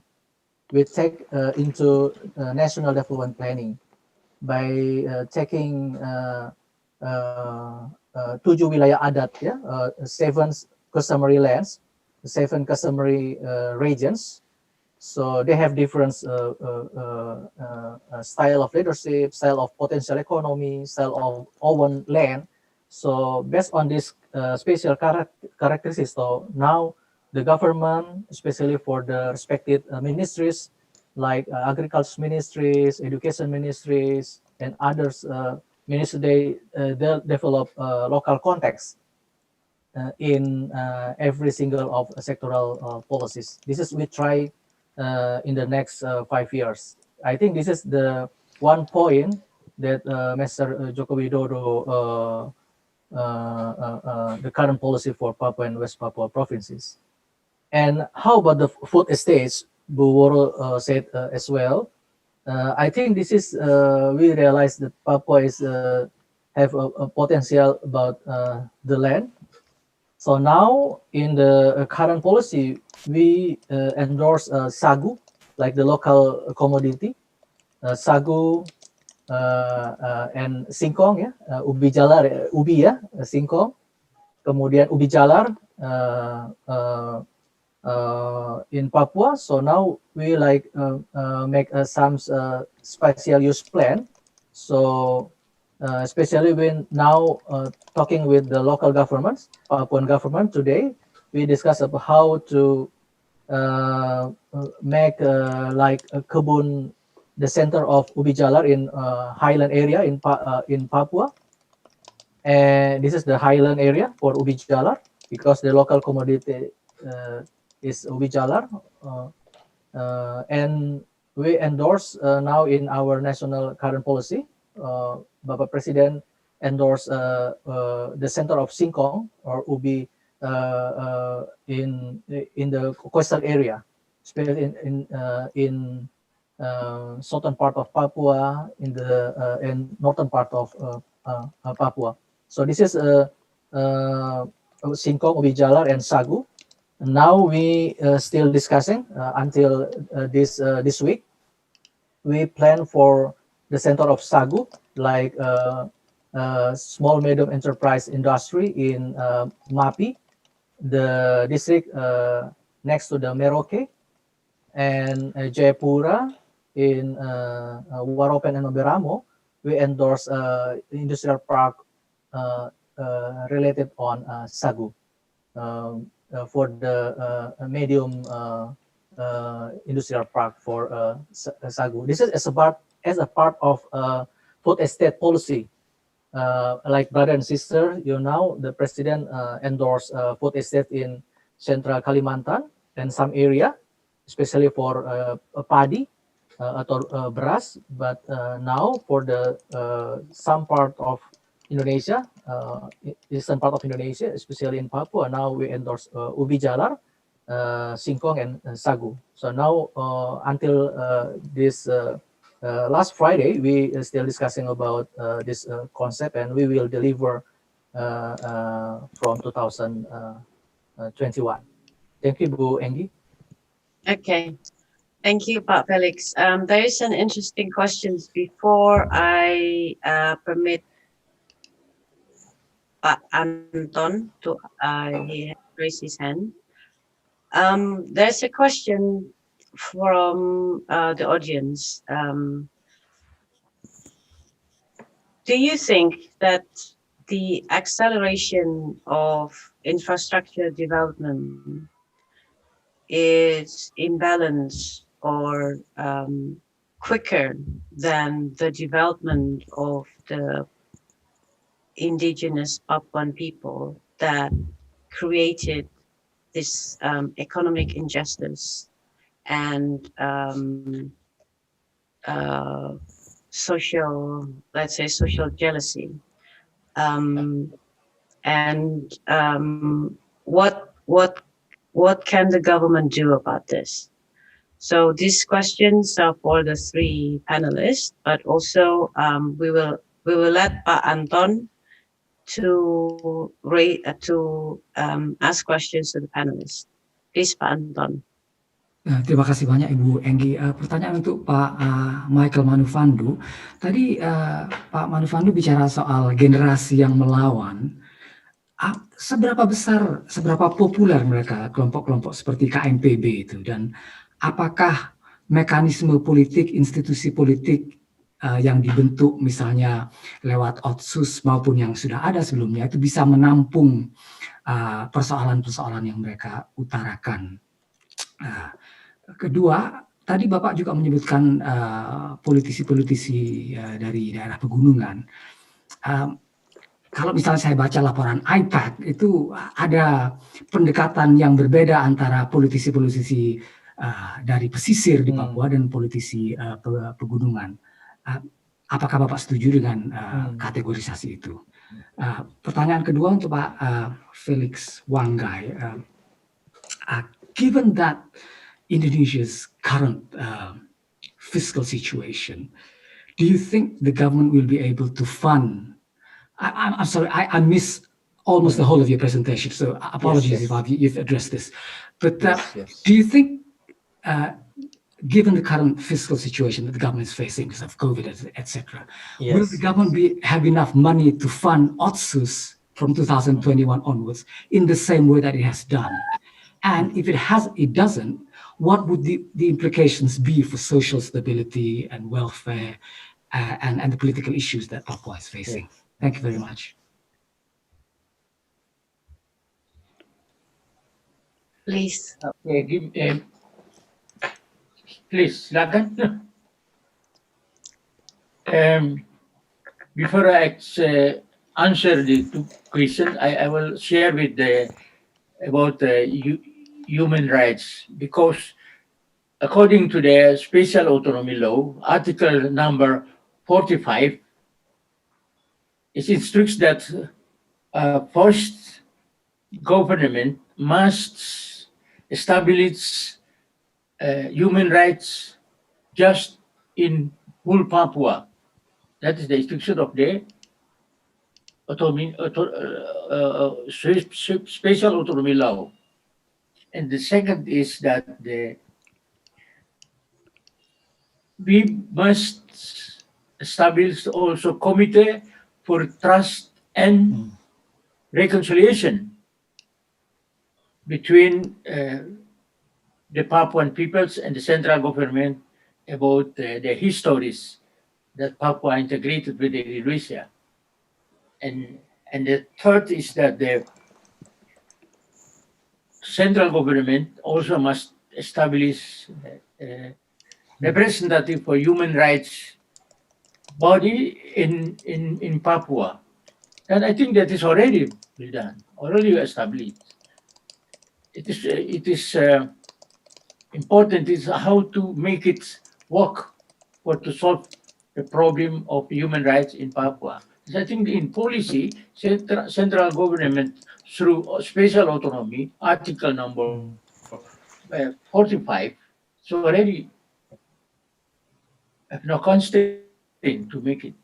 But they've not been established, have they? The special human rights. It's already established. Okay, and are they working well? Do you think? Say again? Do you think those institutions are working well at the moment? Yes, it is still working. How to communicate between central government bodies and local government and the who call that to the NGOs of Papuan peoples should sit together and organize the way to solve all the problems in best way or in good way for to communicate everything. I think that is no problem because central government through special autonomy law article 45 is already big. And I will continue with the question of the new generation in Papua. You know that they are new generation that well educated. That is the problem for us is that why now they are so against central government and they organize themselves in called ULMPB, KNPB, IMP, and the others young organization that now make central government confused and try to solve the problem with some approach, method of approach, but it is difficult to know why these young people, they're so extreme and against the central government. That's a big question for us. Even our leaders of Papua and of the central of the government, and also of the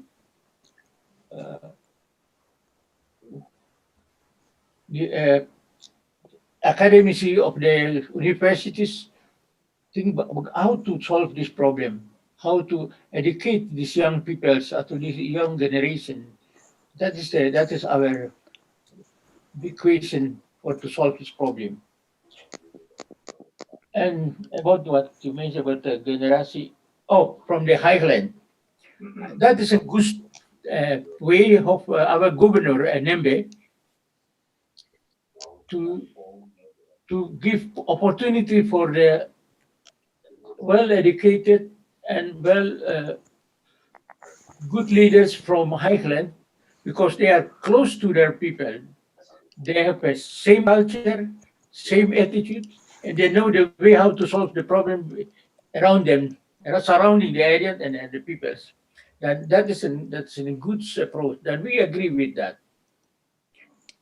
If you compare from the peoples from the lowland, the island, that is different because they are well educated, well developed. If we compare with the highlands people, but the good way to solve this problem is that we give them opportunity to lead these people with their culture, with their way, and with their you call that. Tapi I think that is a good opportunity by the law for these young leaders in the highland. That, that's good. Thank you, Pak Michael. Okay, Pak Anton, is there any more question that you would like to ask the panelists? Pak Velix Wanggai hasn't answered my questions. Yeah, I continue. Mr. Menufandu explains before related Anton Christen's. I think for the budget policy, I think this is the commitment, national commitment for Papua and West Papua based on the law. It means national regulations. So this is our obligations to provide budget in line with the law. For example, especially related with Special Autonomy Fund. First, the government has to provide 2% from national DAU, National Alokasi Fund, General Allocation Fund, 2% from DAU in APBN, National State Budget. So this is the current ASUS law, yes? Yes, the current ASUS law. What about like next one? about like today, like Mr. Menufandu said, we states or the central government provide 7.8 trillions for Papua and West Papua province in the next year, 2021, in our APBN. So this is from the Special Autonomy Fund. And the second, we provide infrastructure fund in terms of special autonomy. In Indonesia, in bahasa, we call dana tambahan infrastruktur. So like additional fund of special autonomy giving to infrastructure sectors. Compare with previous fund like dana 2%, this we give to education sector and health sectors, as well as for local economic affairs.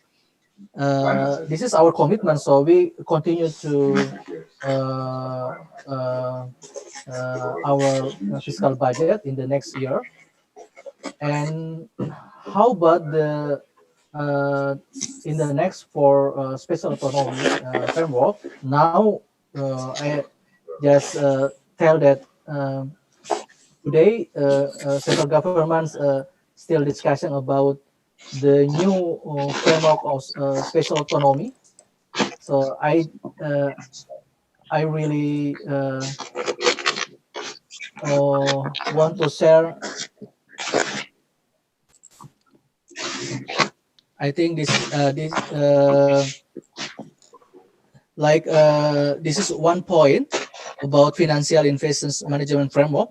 Now we still discussing about how the special autonomy framework in the context of revisions of special autonomy. Now central government and regional Papuan government is still discussing about the new framework of special autonomy. National Parliament already give permissions to like prolegnas, prioritas in 2020. So now we're discussing about the new framework of special fiscal policy. So I think this is important for us to step in the futures, especially in the budget for 2022 and in the futures. And in the last point that I read in the chatting room as well, some participants asked about how far the government evaluate special autonomy comprehensively. So now the central governments and the local government, we map for the 6 key points about authority framework, about institutions, about human development framework, and strategic development policy, politic, law, and human rights framework, and the last point about financial investments framework. So this is 6 point. We evaluate special autonomy law. So for example, like the authority framework, how we define more detail about specific authority, kewenangan khusus atau kewenangan tertentu ya Pak Mr. Ambassador ya Pak Menufandu ya, because we have like in decentralization law we have like kewenangan umum, kewenangan dan ada kewenangan khusus, kewenangan tertentu. So based on the special autonomy framework, we have to define more detail about a specific authority attained by and the agency grassroots. And the second point about we evaluate about institution framework. In the previous law, it means the law number 21 on special autonomy, we don't elaborate more about like in bahasa kecamatan, subnational ya, sub district ya Pak Dr. Menufandu ya, sub districts. We call in Papua district itu kecamatan. Kemudian juga we don't talk about kampung or village in the previous law, in the law special autonomy. So now we discuss more detail about how the structures of this in the how we live for ourselves in the kampung. So how we discuss this point in and the last point like in undang-undang otonomi lama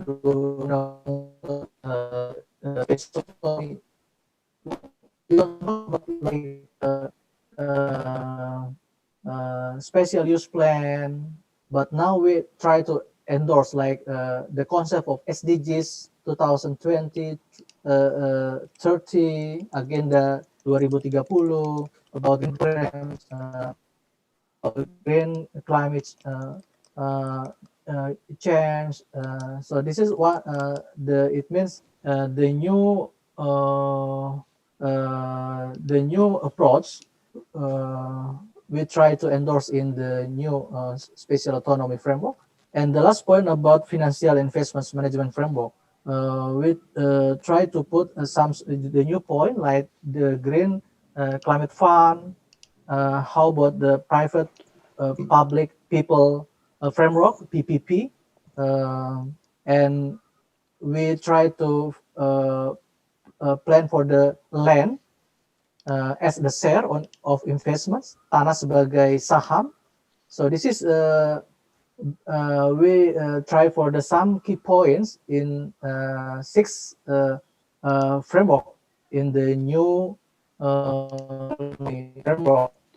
Now the central governments still discussing this framework with Papua and West Papua provinces, and we will discuss in national parliament to revise special autonomy law in this year. Demikian Bu Enggi. Okay. Terima kasih Pak Velix. There is a question from the audience, and I think this is the last questions before closing statement from the panelists, and we go from there. Violence happened in Papuan people since Papua up to now. I think this is a question directed to Pak Imron and Pak Michael. Yeah. And then the second question, can someone please respond to this statement in the media? It's a rare glimpse of daily life in the highlands of Papua, a former Dutch colony that was absorbed into Indonesia in 1969 following a controversial referendum when just 1,026 elders were forced to vote in a public show of hands before occupying troops. Maybe Pak Imron and Pak Michael Menufandu can give light to this question. Let me respond to the accusation of the insertion of Papua to Indonesia is illegal. And I would like to really request the questioner to listen to my explanation. Otherwise, he or she will be always be misled. Okay? Noken system or representatives system in Papua has long been inserted in our national legal system. Noken system is a valid and legitimate system of voting in Papua. That's what happened back in 1969 when we conducted the Act of Free Choice. It has been inserted into our national legislation. So there is no question, there should be no protest whatsoever about the system. Probably ignorance takes the good side of the question, number one. Number two, violence, as I mentioned, in every conflict, there has always been collateral damage. That is not the real question. The real question, how we would be able to settle down the conflict peacefully. That is why I see that the law now being amended is the middle way to proceed forward. There is no backpedaling for Papuans or for Papua to go back to the history that some of those people believe that Papua was once a free political entity from Indonesia. There is no legal dispute whatsoever. Otherwise, Benny, Wenda, Veronica Coman, for example, can go and protest to the UN headquarters, asking to reverse the decision of the UN that has been taken back in 1969. They don't have any legal background whatsoever to support their claims. But in order to be able to inflame the sentiments, anti-government sentiments, and they live by that. Otherwise, there is no reason whatsoever for them traveling, probably with first class flights here and there, being treated like a hero or heroine, for that matter, here and there, and they enjoy it for their self-interest. So again, I would like to underline the point is, this law is the middle way for Papua to proceed into a brighter future. Otherwise, we will be entangled always in a conflict that is very expensive, human lives or otherwise. That is why I think there is a need for us to think, sit, and discuss to stop the conflict immediately. Otherwise, we will be, held accountable by the system. Okay, thank you, Pak Imran. Due to the time constraint, I think we have to move to the closing statement from the panelists. I think I would like to give Pak Michael Menufandu to give his closing statement. 5 minutes, Pak. Okay, thank you, Enggi. First of all, is that I hope that all policies of central government to local government, provincial of agencies, is that central government delegated authority also the way how to solve the local people's problem and also support with a lot of budgeting to develop and to make this local population life be better life and for the future of the Papuan peoples.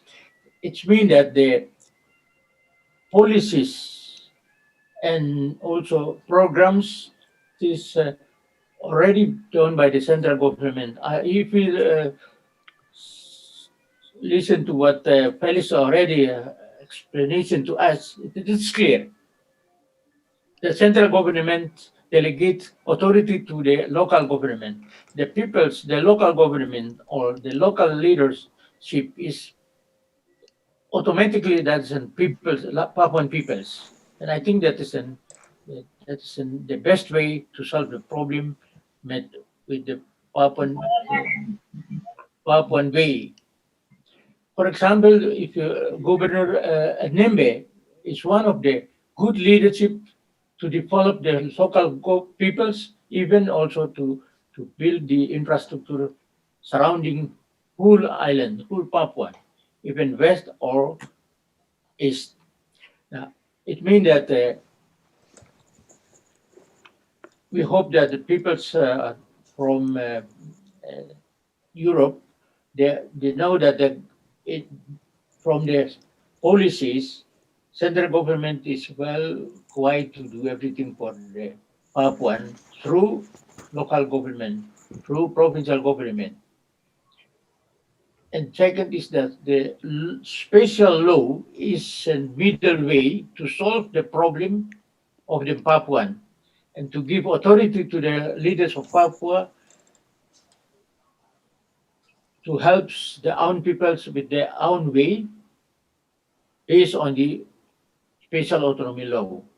And the third is that after Act of Riches in 1969, Papua is totally a part of Indonesia, and the Papuans are Indonesian citizens. That's my comment. Thank you. Okay. Thank you, Pak Menufandu. And Pak Velix, if you would like to have your closing statement. Yeah, thank you, my brothers and sisters from Europe, across countries in Europe. First of all, I like to highlight the high commitment from the national governments to accelerate regional development in Papua and West Papua provinces based on the local context, based on cultural approach of Papuan people. We realize that it's not easy to manage Papua. We face many obstacles. So, but we believe that we can do the best for Papua and West Papua province. We try to resolve some structural obstacles, how make the quality of governance to open inclusive governance for managing public services, for managing the greater allocations in terms of budget. But we face as well, we face cultural obstacles. Like Mr. Menufandu said, different social adaptations of in terms of Papuans for the Papuans in the coastal area, in the highland area, with different characters, with different social adaptations, with the developments. So uh, some area occurred cultural shocks. This is we face cultural obstacles. We realize it's not easy, but we have to resolve a problem in Papua. So actually, I like to ask my brothers, Mr. Benuenda, if our colleague in Europe meet with him. So we have a high commitment to manage Papua better before the previous period. With comprehensive policy.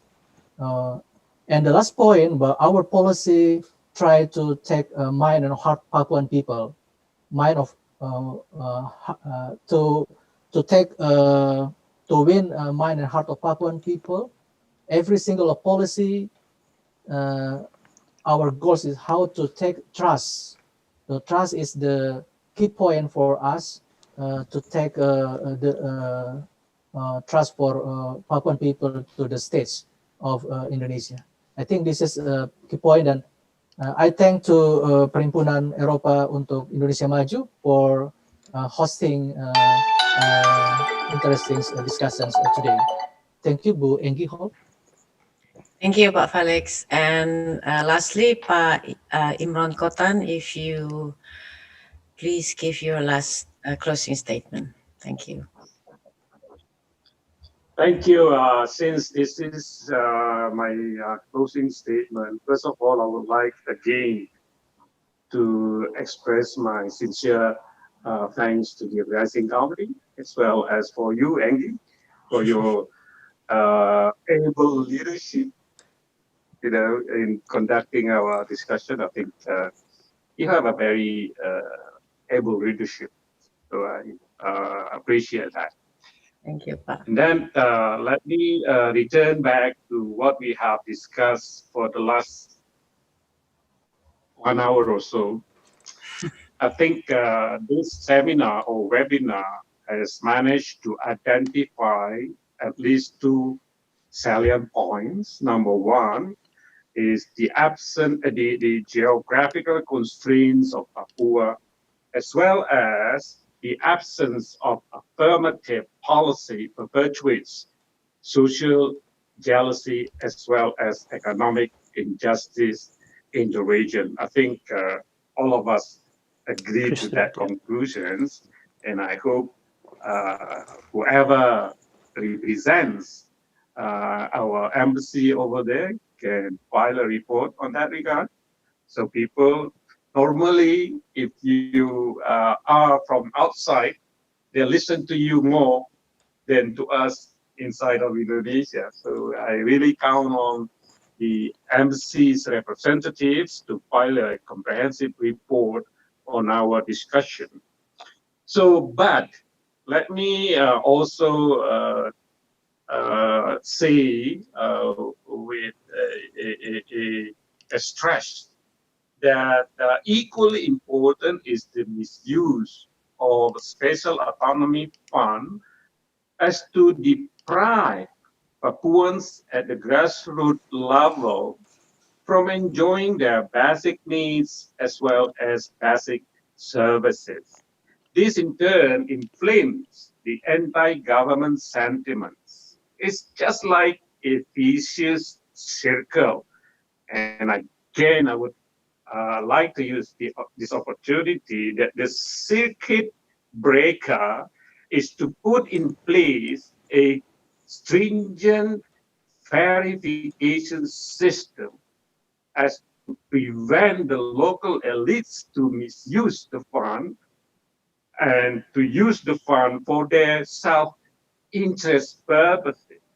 Otherwise, this conflict will continue on, and the victims will be our brothers, our beloved brothers and sisters in Papua. my part, I promise myself I will do whatever it is possible to try to help them. Because as I mentioned, I have been following this issue since 2002 when I was ambassador in Canberra. I can assure you there are only 2 Indonesian ambassadors throughout the history who went to the parliament explaining what was going on in Papua as well as in Aceh. One among those 2 is me, and the other one, the late Ambassador Sabam Siagian. So I have dedicated myself to try to help in any way I can, as far as time as well as effort permits. I will do whatever necessary to help our brothers and sisters in Papua to excel into a much brighter future. In fact, as we speak now, I sponsored almost 30 students from Papua to study in Jakarta. What else I can do? That's a small token of appreciation that I really love them, and I hope the love is reciprocal. Thank you. Very good. Thank you, Mr. Ambassador. So this is the last of the first webinar series from Perhimpunan Eropa untuk Indonesia Maju. Yeah. And we will thank you for Pak Imron Cotan, Pak Velix, dan Pak Michael. And I will give the forum back to our host, Pak Sandi Adiguna. Thank you all. Yeah. Thank you, Enggi. Terima kasih banyak Thank for you, your- Enggi Holt, for your hosting. Okay, thank you very much. Thank you very much, Bu Enggi. Thank you very much, Pak Michael, Pak Imron, and Pak Felix.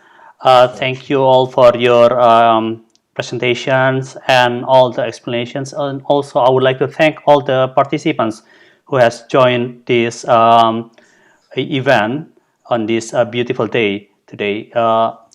Unfortunately, because of the time constraint, we would not be able to answer all the questions coming, but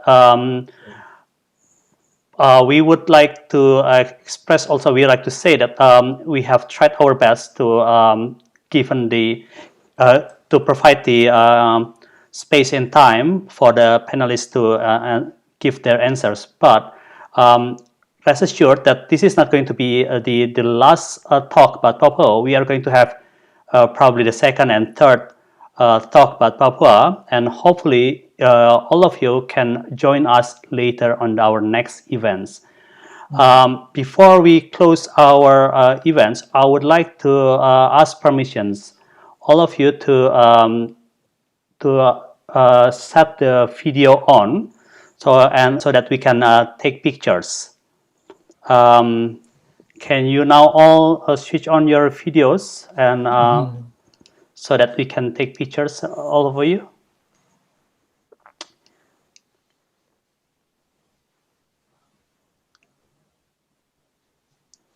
Yeah.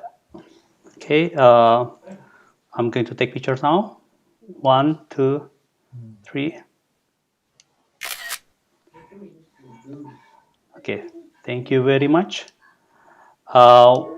Once again, I hope. Don't forget to send us the picture. Sure, of course. Yeah. And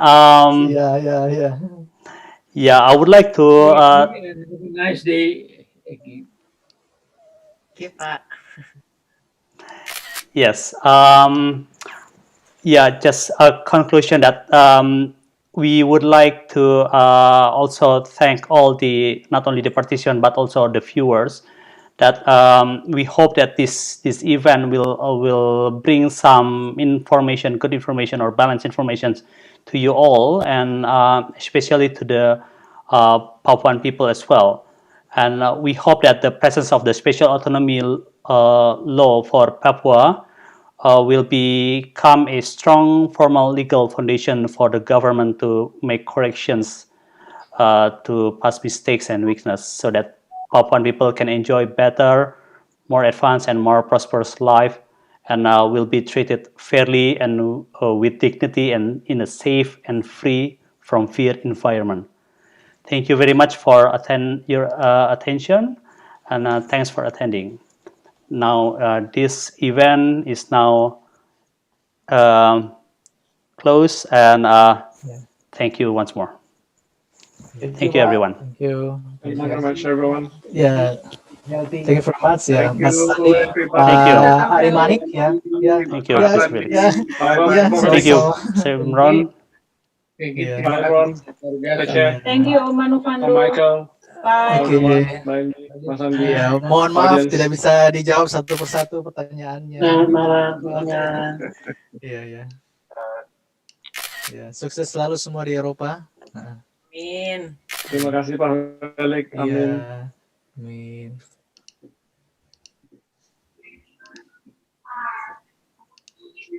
Thank you Pak Imron Cotan, Excellency Pak Dubes.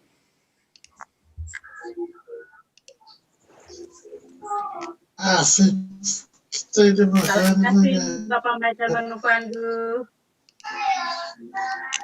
Margaret. Pak Michael, tadi ada salam dari Carlos. Dari? Carlos. Oh iya, Carlos. Ya. Saya Gustaf dulu di Di Colombia. Oke. Ya. Terima kasih.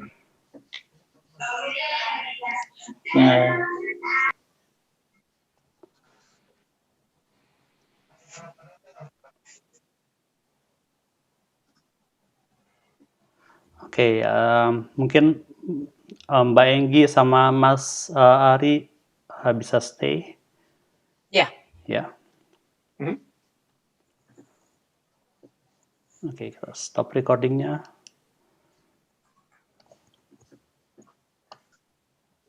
Saya juga stop streamnya.